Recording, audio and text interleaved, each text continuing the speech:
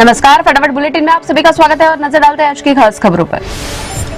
देशद्रोह कानून में बदलाव के केंद्र सरकार के हलफनामे पर सुप्रीम कोर्ट का सवाल, कहां रिव्यू में कितना समय लेगी सरकार। बुधवार तक सरकार से मांगा पूरा जवाब। श्रीलंका में सरकार समर्थकों और विरोधियों के बीच हुई झड़प में मारे गए लोगों की संख्या बढ़कर मंगलवार को 8 हो गई। 200 से अधिक लोग घायल हो गए। भाजपा नेता तेजेंद्र पाल सिंह बग्गा को भड़काऊ बयान देने, दुश्मनी को बढ़ावा देने और आपराधिक धमकी देने के मामले में राहत। पंजाब व हरियाणा उच्च न्यायालय ने उनकी गिरफ्तारी पर 6 जुलाई तक लगाई रोक। गृह मंत्री अमित शाह का बड़ा बयान, असम घुसपैठ से सख्ती से निपट रहा है। पश्चिम बंगाल अवैध प्रवासन पर केंद्र का सहयोग नहीं कर रहा है। अतिक्रमण रोधी अभियान को अंजाम देने के लिए दक्षिणी दिल्ली नगर निगम के अधिकारी बुलडोजर के साथ न्यू फ्रेंड्स कॉलोनी में गुरुद्वारा रोड पर पहुंचे। हटाया अवैध अस्थायी निर्माण। मंगोलपुरी के एक इलाके में भी चला अतिक्रमण रोधी अभियान। शिशुओं के साथ सफर कर रहे यात्रियों के लिए रेल यात्रा को आरामदेह बनाने के मकसद से रेलवे ने प्रायोगिक तौर पर लखनऊ मेल की निचली बर्थ में मुड़ने योग्य बेबी बर्थ लगाई। यात्रियों की प्रतिक्रिया के आधार पर इसे अन्य ट्रेनों में भी उपलब्ध कराने की योजना।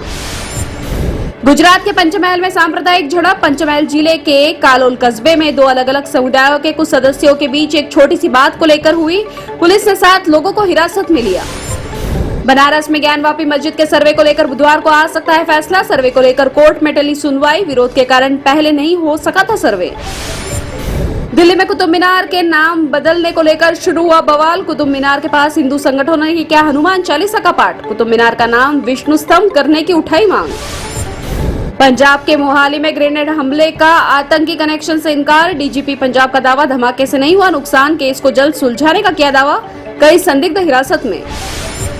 वेब दुनिया की सभी से अपील है कि भीड़ भाड़ से बचे, मास्क पहने व सैनिटाइजर का इस्तेमाल करें, साथ ही सोशल डिस्टेंसिंग का पूरा पालन करें।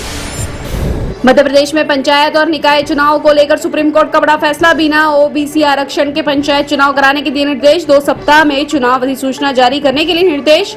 बोले सीएम शिवराज दाखिल करेंगे रिव्यू पिटीशन। मध्य प्रदेश में मिशन 2023 को लेकर भाजपा का दूसरे दिन भी जारी रहा मंथन। जिलों के नेताओं से सरकार और संगठन के कामकाज की ली गई पूरी रिपोर्ट।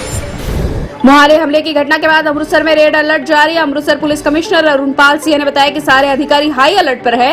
महत्वपूर्ण स्थानों की भी सुरक्षा बढ़ाई गई। चक्रवाती तूफान का आसानी का असर। बंगाल के दुर्गापुर समेत कुछ हिस्सों में बारिश जारी, अन्य स्थानों पर भी बारिश की संभावना।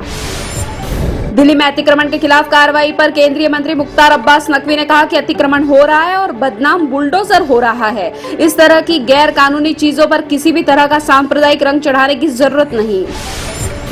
कांग्रेस सांसद राहुल गांधी ने गुजरात में आदिवासी सम्मेलन में कहा कि हमने छत्तीसगढ़ में कहा कि किसानों का कर्जा माफ होगा और धान 2050 प्रति क्विंटल सरकार खरीदेगी। हमने जो कहा था वो करके दिखाया। हम आपसे मिलकर समझना चाहते हैं कि आदिवासियों के लिए क्या करना है। असम में केंद्रीय गृह मंत्री अमित शाह ने कहा कि हम बंगाल में भी घुसपैठ रोकने का प्रयास कर रहे हैं और असम में भी कर रहे हैं। बंगाल में हमें कोई समर्थन नहीं मिलता, इसलिए ज्यादा सफलता नहीं मिलती। असम सरकार घुसपैठ के खिलाफ चट्टान की तरह खड़ी है।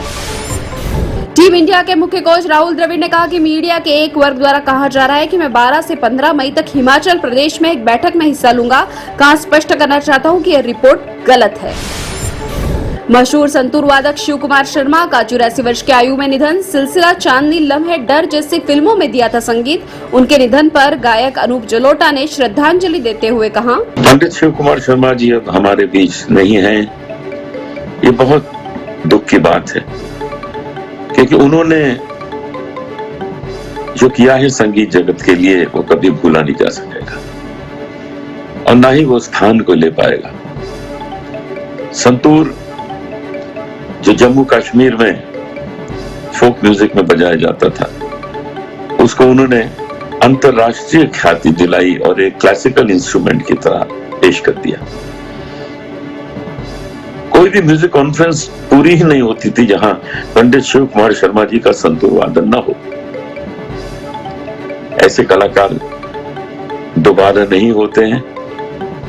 वो आते हैं एक उद्देश्य लेकर और अपना काम पूरा करके चले जाते हैं। रोहित शेट्टी की फिल्म सर्कस 23 दिसंबर 2022 को होगी release. Ranveer Singh, Jacqueline Fernandes, Pooja Hegde film के लीड एक्टर्स। ये थे फटाफट बुलेटिन और ताजा अपडेट के लिए जुड़े रहिए हमारे साथ, यानी कि विजिट कीजिए webdunia.com। वेब दुनिया की सभी से अपील है कि भीड़ भाड़ से बचे, मास्क पहने व सैनिटाइजर का इस्तेमाल करें, साथ ही सोशल डिस्टेंसिंग का पूरा पालन करें।